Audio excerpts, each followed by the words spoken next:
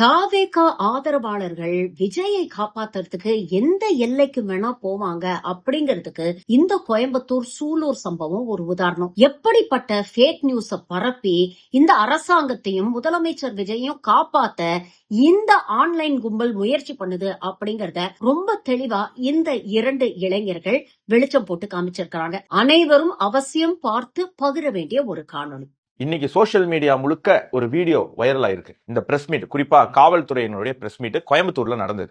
முதல்ல அந்த பிரஸ் மீட்டோடைய பின்னணி என்னன்னு சொல்லுங்க. அந்த பிரஸ் மீட்ல என்ன நடக்குது அப்படின்னா, காவல்துறை அதிகாரிகள் சிரிக்கிறாங்க. இது வந்து ஹைலி அன்ப்ரொஃபஷனல். ஃபர்ஸ்ட், அதாவது பாதிக்கப்பட்டவர்கள் அவர்களுடைய உறவினர்கள் இல்லாம இருக்கலாம். இவங்க வந்து எமோஷன் ஃப்ரீ, அதனால இவங்க எமோஷனை காட்டணும்னு அவசியம் கிடையாது. ஆனா கொஞ்சம் அவங்க ப்ரொஃபஷனலா இருந்திருக்கலாம். இந்த மாதிரி சிரிக்கிறது அப்படின்றது அந்த பாதிக்கப்பட்ட குடும்பத்திற்கும் அந்த சிறுமியும் அவமதிக்கிற மாதிரி. அப்ப அந்த வீடியோ சோசியல் மீடியால வைரல் ஆகுது. குறிப்பா திமுக ஆதரவு பக்கங்கள் வந்து அந்த வீடியோவை பதிவு பண்றாங்க.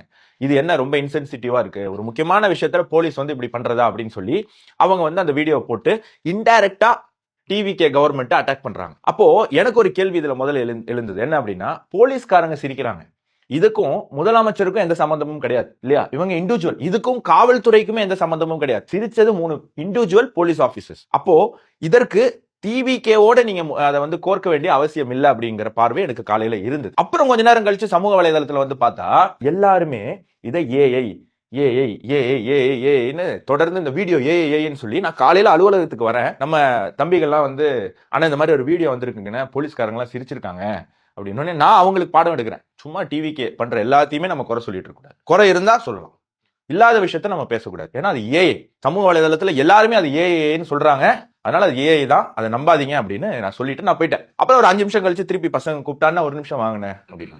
என்னப்பா அப்படின்னு, நீங்க ஏஐன்னு சொன்னீங்கல்ல, இதை கொஞ்சம் பாருங்க அப்படின்னு சொல்லிட்டு என் செவிலே பலார் அரையிற மாதிரி அந்த வீடியோவை நமக்கு போட்டு காட்டினாங்க. அந்த வீடியோவை நீங்களே பாருங்க. இது ஏஐ கிடையாது, நமக்கு வந்து டைரக்ட் ஃபுட்டேஜ். ஃபர்ஸ்ட், இது விஜய் அவர்களுக்கு எதிரான ஒரு நியூஸே கிடையாது. ஆக்சுவலி இது அந்த காவல்துறையினர் சம்பந்தமான ஒரு செய்தி. மாறா இவங்க விஜயை டிஃபெண்ட் பண்றதா நினைச்சுக்கிட்டு ஒரு சம்பவத்தையே ஏன்னு சொல்லி அதை எல்லாரையும் நம்ப வச்சிருக்காங்க. அதாவது ஃபேக்ட் செக் பண்றவங்களே நம்ப வச்சிருக்காங்க அப்படின்னா, குறிப்பா ஆனந்த நம்ப வச்சிருக்காங்க அப்படிங்கறது எனக்கு ரொம்ப வருத்தமா இருக்கு. அப்படிங்கறத நம்ம பார்க்கணும். ஒரு போராட்டம் ஞாபகம் வருது சில மாதங்களுக்கு முன்பு சென்னையில. அந்த போராட்டத்துல இன்னைக்கு இருக்கக்கூடிய விஜய், ஜோசப் விஜய் அவர்கள் என்ன சொன்னார் அப்படின்னா, இந்த அஜித்தினுடைய மரணத்துக்கு பிறகு நினைக்கிறேன், இந்த கஸ்டோடியல் டெத், இப்படி நிறைய டெத் நடக்குது. இப்போ முதலமைச்சர் என்ன பண்ணியிருக்காரு, ஃபோன் பண்ணி அந்த வீட்டில் இருக்கிற அம்மாக்கு சாரிமா மன்னிச்சிருமான்னு சொல்லியிருக்காரு. இந்த சாரி போதுமா அப்படின்னு கேட்டார். இன்னைக்கு தமிழக முதல்வர் ஜோசப் விஜய் என்ன பண்ணார், பாதிக்கப்பட்ட சிறுமியோட பாட்டிக்கு கால் பண்ணி சாரி சொல்லியிருக்காரு.